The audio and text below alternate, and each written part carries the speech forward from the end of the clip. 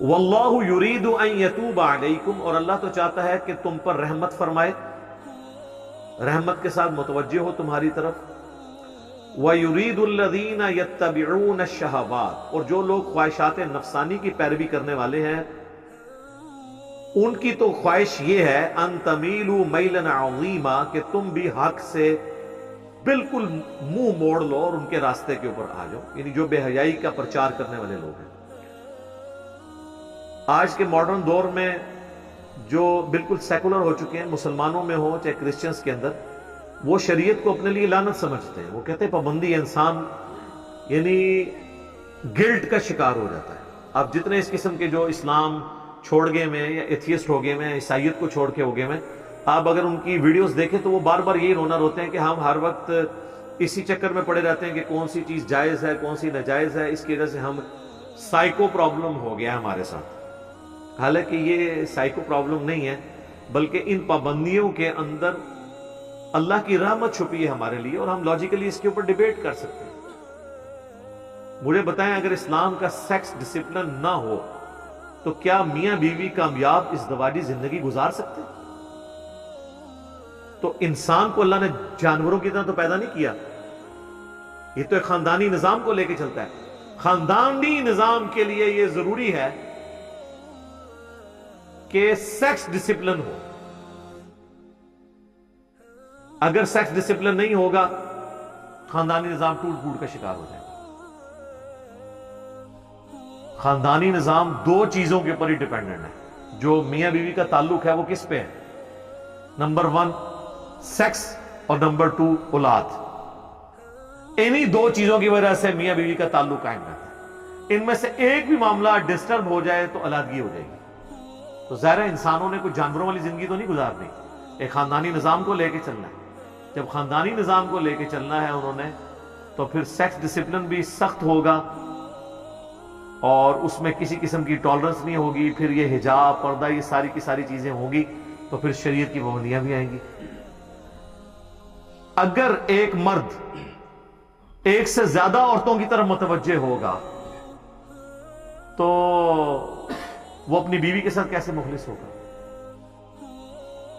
اور اگر ایک عورت ایک سے زیادہ مردوں کے ساتھ اٹیچ ہو جائے گی تو وہ کیسے مخلص ہوگی؟ یہ خاندانی نظام چل ہی نہیں سکتا۔ یہ ڈیپینڈنٹ ہے اس کے اوپر کہ میاں بیوی ایک دوسرے کے علاوہ کسی اور کی طرف متوجہ نہ ہو، تو اس کے لیے پھر سیکس ڈسپلن ہوگا، پردہ بھی ہوگا، آنکھوں کی حفاظت بھی ہوگی، جو سورہ نور میں آیا کہ مومن مردوں کو حکم دو کہ اپنی نگاہوں کو نیچا رکھیں، اور مومن عورتوں کو حکم دو کہ اپنی نگاہوں کو نیچا رکھیں۔ اچھا، یہ نگاہوں کو نیچا رکھنا یہ کئی فتنوں سے آپ کو آزاد کر دیتا ہے، صرف سیکس کے پوائنٹ آف ویو سے نہیں، دنیاوی خواہشات سے۔ یہ جو لوگوں کو خام خواہ ہر چیز کو دیکھنے کی عادت ہوتی ہے نا، موٹر سائیکل پہ چلتے ہوئے بھی 50 جگہ وہ دیکھ رہے ہوتے ہیں، لوگوں کی گاڑیوں کو دیکھ رہے ہوتے ہیں کون سا ماڈل آیا ہے، نمبر پڑھ رہے ہوتے ہیں کیڑے شہر دی ہے، تو بس وہ اسی چکر میں پڑے رہتے ہیں۔ یہ صرف بد نگاہی یہ نہیں ہے کہ آپ نے بے حیائی کے حوالے سے نگاہوں کی بات کرنی ہے، بد نگاہی یہ بھی ہے کہ آپ خام خواہ لوگوں کی نعمتوں کے اوپر نظر رکھے ہوئے ہیں، اور آپ کے اندر خام خواہ کا وہ جیلسی فیکٹر پیدا ہو، اور اندر ہی اندر آپ کوڑتے رہیں، اور پھر اس چیز کو حاصل کرنے کے لیے آپ حرام اور حلال کی تمیز گنوا دیں۔ دنیا کے جتنے فتنے نا ان کا آغاز آنکھ سے ہوتا ہے، جتنے فتنے، خواہشات جتنے بھی جڑی ہیں وہ آنکھ کے ساتھ۔ تو نگاہوں کو نیچے رکھ، کہتے پہلی نظر معاف ہے۔ پہلی نظر معاف کا یہ مطلب نہیں کہ نظر ڈال کے معافی مانگنی ہے، پہلی نظر ہے اچانک اٹھ جانے والی نظر۔ وہ مسلم شریف کے الفاظ ہیں، مولا علی کہتے ہیں کہ نبی علیہ السلام نے فرمایا کہ مجھے اللہ نے یہ حکم دیا ہے کہ اچانک جو نظر اٹھ جائے میں فوراً نیچی کر دوں۔ اچانک کا مطلب ہے کہ فوراً اٹھے۔ لیکن ایک شخص بازار میں جا رہا ہے اور آپ کو بتائیے آنکھیں اللہ نے ایسی چیز بنائی ہے کہ بڑی دور تک آپ نہ بھی دیکھ رہے ہو آئیڈیا ہو جاتا ہے، اس کو پتہ چل گیا ہے سامنے سے اسلامی بہنیں آ رہی ہیں۔ تو اب یہ تو نہیں وہ دیکھ کے پہلی نگاہ کرے گا اور پھر نیت کرتا ہوں پہلی نگاہ کی اور پھر نیچے، نہیں، بس اس کا اس وقت پتہ لگ جانا ہی اس کی پہلی نظر ہوگی۔ اب دیکھنے کے اوپر وہ اس کی دوسری نظر شمار ہوگی۔ اور جو بندہ نگاہوں کی حفاظت نہیں کرتا میرے بھائی، وہ جتنی مرضی نمازیں پڑھ لے، جتنے مرضی وظائف کر لے، وہ فطرے سے بچ ہی نہیں سکتا، کیونکہ اسلام کی ساری چیزیں جڑی ہوئی ہیں نا، ایک کے ساتھ کو ریلیٹڈ ہے نا. آپ نے وضو ہی نہیں کیا، آپ جتنی مرضی نماز پڑھیں آپ کی نماز ہونی نہیں. آپ کہتے ہیں روحانیت آ جائے، میں بے حیائی سے بچ جاؤں، گندے گندے خیالات، کہتے ہیں گندے گندے خیالات آتے ہیں، وہ کام ہی تمہارے ایسے ہیں کہ گندے گندے خیال آئیں. ایسے دوستوں کی صحبت چھوڑ دو، ایسے میگزین پڑھنا چھوڑ دو، ایسی ویڈیوز دیکھنا چھوڑ دو. جب آپ وہ اس ماحول سے ہٹیں گے، خود بخود اندر کی تطہیر شروع ہو جائے گی، اور اس کے لیے پہلی شرط نگاہوں کی حفاظت ہے. تو اللہ تعالیٰ نے شریعت کی پابندی لگا کے بیسیکلی ہمیں دنیا کے اندر ہی آزاد کر دیا خواہشات سے. ورنہ یقین کریں کتنی عورتوں کے ساتھ آپ نکاح کر لیں گے یا تعلق قائم کر لیں گے، اس کا تو کوئی اینڈ ہی نہیں ہے. اس کا اینڈ یہی ہے کہ اخلاص کے ساتھ میاں بیوی آپس میں بانڈ رکھیں، نگاہوں کی حفاظت کریں، کوئی ایکسٹرا کوئی کسی قسم کا معاملہ سٹارٹ ہی نہ ہو تاکہ آگے معاملات چلیں. لہذا شریعت کی پابندی انسان کے لیے نعمت ہے. میں اکثر نمازوں کے اوقات کے بارے میں سوچتا ہوں کہ اگر نمازوں کے اوقات نہ ہوں تو جانوروں والی زندگی ہے انسان کی. جو لوگ نماز نہیں پڑھتے آپ دیکھیں ان کی کیا حالت ہوتی ہے. ان کو مغرب کے وقت نیند آئی ہے نا، سو گئے، اب جا کے رات کو 1 بجے آنکھ کھلی ہے، باقی سارے گھر والے سوئے ہوئے ہیں، اب وہ جاگا ہے، اب اس کو لگی ہوئی ہے بھوک، اب جائے گا فریج میں جا کے دیکھے گا، بجلی ہوگی تو چلو اوون میں کچھ گرم کر لے گا، پڑا ہوگا نہیں ہوگا تو وہ کھانے پینے کی طرف سے بھی ڈسٹرب ہوگا. اب رات کو 1 بجے جاگ گیا ہے تو اب نیند بھی نہیں آئے گی، اور فجر کی جیسے ہی اذانیں شروع ہوں گی نیند آ جائے گی. اور جب ناشتے کا وقت ہوگا وہ الٹا پڑا ہوگا، گھر والے ناشتہ کر رہے ہوں گے. تو نمازوں کا اگر ٹائم ٹیبل نہ ہو تو جانوروں والی زندگی ہے. نماز کی وجہ سے ہم اپنے ٹائم ٹیبل کو مینٹین رکھتے ہیں. عصر کے بعد آئے ہیں نا، نیند بھی آئی ہے، بندہ کہتا ہے نہیں یار وہ مغرب کی نماز کا ٹائم ہو جائے گا، مغرب پڑھیں گے، اس کے بعد آپ کہیں گے چلو میں اب کھانا کھا لوں، عشاء بھی تو پڑھنی ہے، عشاء پڑھ کے ایک دفعہ ہی سوؤں گا. لیکن اگر آپ کی کوئی روٹین نہ ہو، جو اکثر ہمارے مسلمانوں کے نوجوان بھی ذرا ان کی حالت دیکھ لے کیا ہے، جانوروں کی سی زندگی گزار رہے ہیں، جانوروں سے بھی بدتر. تو شریعت جو ہے یہ لعنت نہیں ہے بلکہ نعمت ہے، اور یہ اللہ نے یہ پابندیاں لگا کے ہم پر احسان کر دیا. یہ پابندیاں نہیں ہیں بلکہ ہمیں سلیقہ سکھایا ہے. اس کے علاوہ کوئی اور پیٹرن ہو ہی نہیں سکتا کہ آپ سکون کی زندگی گزاریں. کوئی بندہ روزانہ 1 فلم بھی دیکھ لے، 2 فلمیں بھی دیکھ لے، کتنی دیکھے گا؟ At the end of the day bore ہو جائے گا، اینڈ ہی کو نہیں.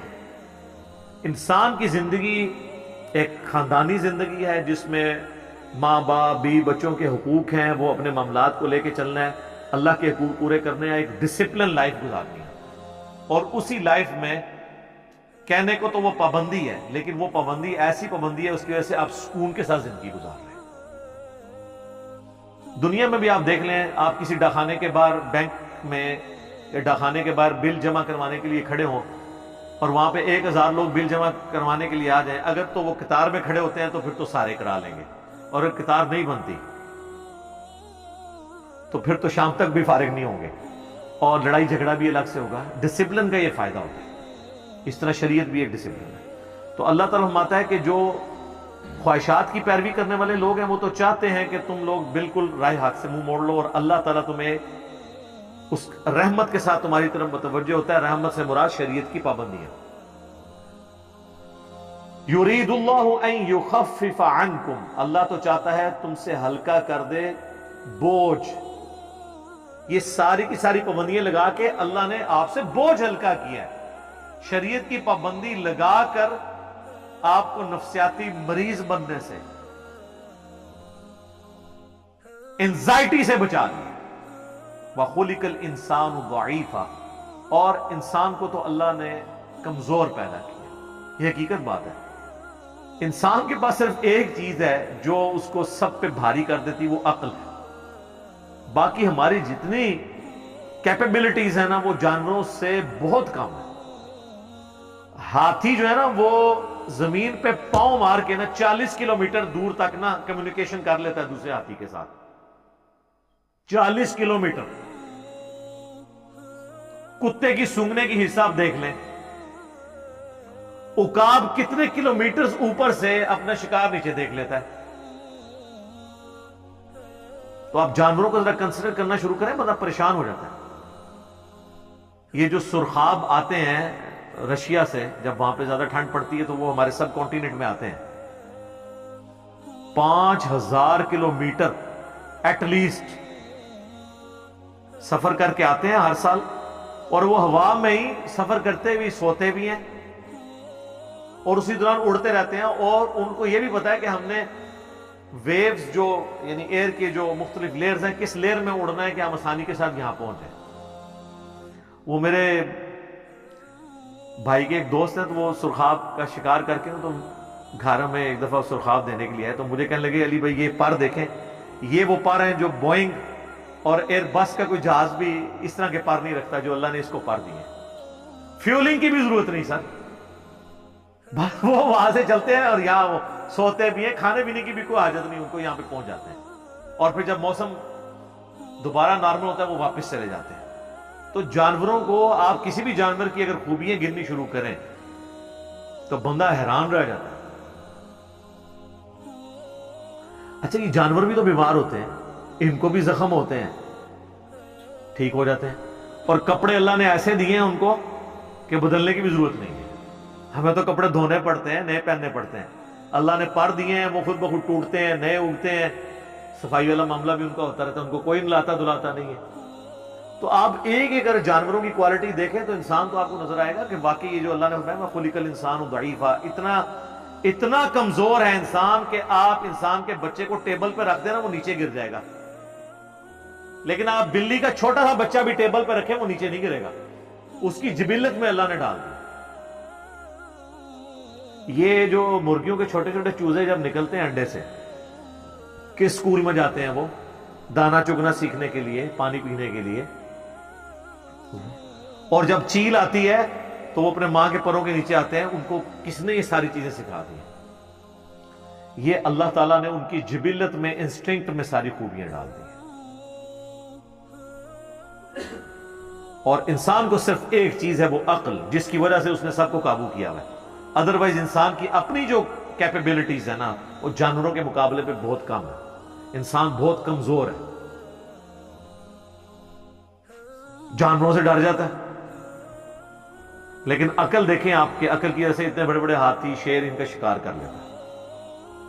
اگر ان کے پاس بھی وہی عقل ہو تو زمین پہ انسانوں کو نہ زندہ رہنے دیں.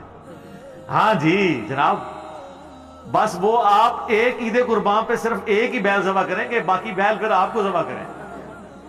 ان کے سامنے ذبح ہو رہے ہوتے ہیں، پھر اگلا پکڑ کے آپ لاتے ہیں، ذبح کر دیتے ہیں آپ. ورنہ اگر وہ یہ دیکھ لیں کہ یہ اس کا کیا مطلب ہے جو ان کے ساتھ ہو رہا ہے، ہمارے ساتھ بھی ہونا ہے، تو آپ بیل میں جتنی طاقت ہے آپ اس کو گرا سکتے ہیں اگلے بیل کو. انسان اپنی عقل کی وجہ سے چل رہا ہے لیکن ہے کمزور.